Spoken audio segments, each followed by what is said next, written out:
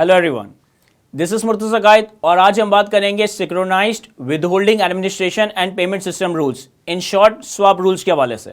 Federal board of revenue ने recently 22 दिसंबर 2023 पे एक एसआरओ इश्यू किया, that is SRO 1846 of 2023,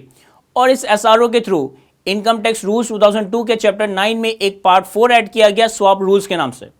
currently तो ये स्वाप रूल्स प्रोपोज फॉर्म में या ड्राफ्ट फॉर्म में शेयर किए गए और सारे रेलेवेंट स्टेक होल्डर से उनकी ओपिनियंस और सजेशंस मांगी गई है विद इन 7 डेज, और चंद दिनों में एफबीआर इसका एक फाइनल वर्जन इशू कर रहा होगा। अब ये स्वाप रूल्स क्या चीज़ है या स्वाप किस कॉन्सेप्ट का नाम है, इसको तो हम आज की इस डिस्कशन में डिटेल में कवर करेंगे, लेकिन सबसे पहले हम इस स्वाप के सिस्टम का एक ब्रीफ ऑब्जेक्टिव, एक ब्रीफ ओवरव्यू डिस्कस करते हैं।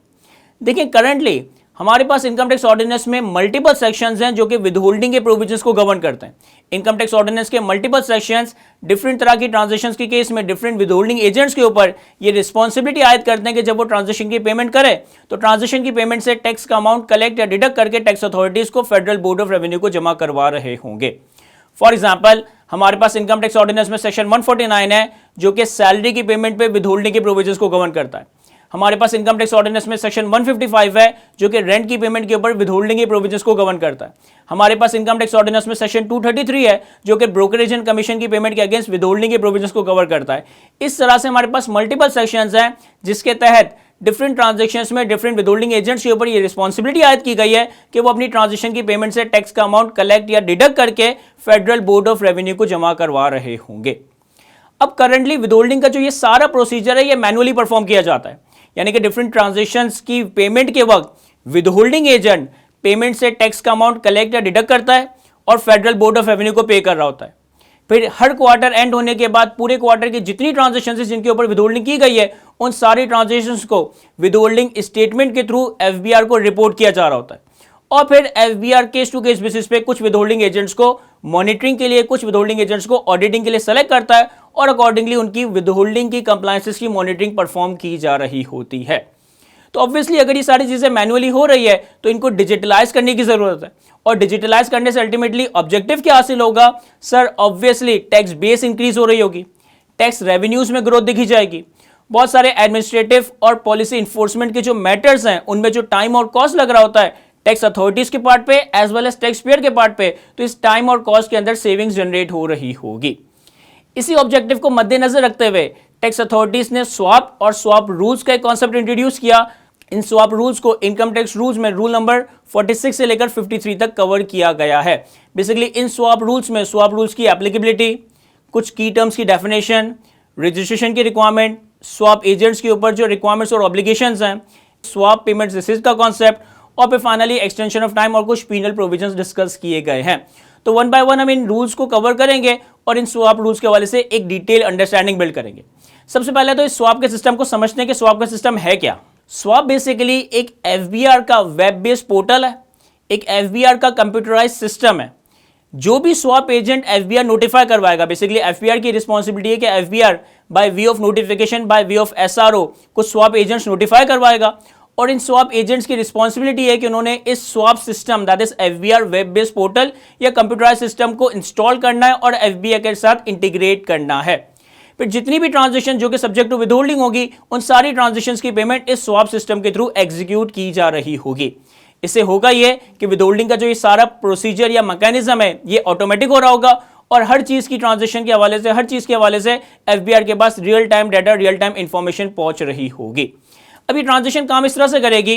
कि जितने भी वेंडर्स हैं, जितने भी सप्लायर्स हैं, जितने भी सर्विस प्रोवाइडर है,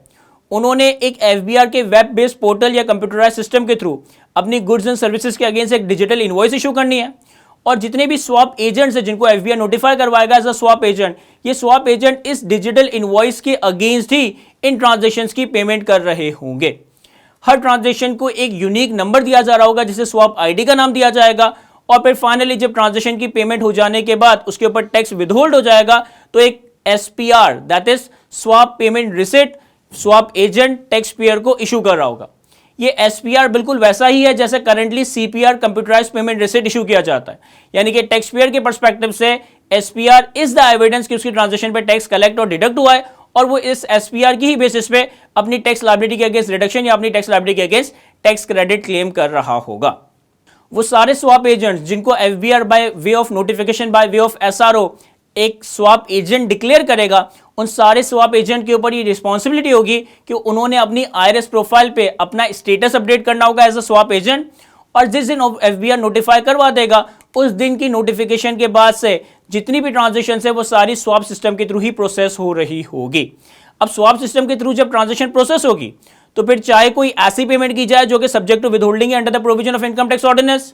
चाहे कोई ऐसी पेमेंट की जाए जिसपे इनकम टैक्स ऑर्डिनेंस के तहत ही विदहोल्डिंग से स्टैट्यूटरी एग्जम्पशन अवेलेबल है, या फिर इवन कोई ऐसी पेमेंट की जाए जिसके अगेंस्ट टैक्स पेयर के पास कोई विदहोल्डिंग टैक्स एग्जम्पशन सर्टिफिकेट हो, सारी ट्रांजेक्शंस की पेमेंट इस स्वैप सिस्टम के थ्रू ही की जा रही होगी। चाहे किसी गुड्स एंड सर्विसेज के अगेंस्ट फुल पेमेंट की जा रही हो, चाहे किसी गुड्स एंड सर्विसेज के अगेंस्ट पार्शियल पेमेंट की जा रही हो, चाहे गुड्स एंड सर्विसेज के अगेंस्ट कोई एडवांस पेमेंट की जाए, ये सारी पेमेंट स्वैप सिस्टम के थ्रू ही एग्जीक्यूट की जाएगी। और ये पेमेंट भी उस वक्त एग्जीक्यूट की जाएगी कि जब सामने वाला वेंडर, सामने वाला सप्लायर, सामने वाला सर्विस प्रोवाइडर का CNIC, NTN और IBN नंबर एक दूसरे से रिकंसाइल कर रहे होंगे।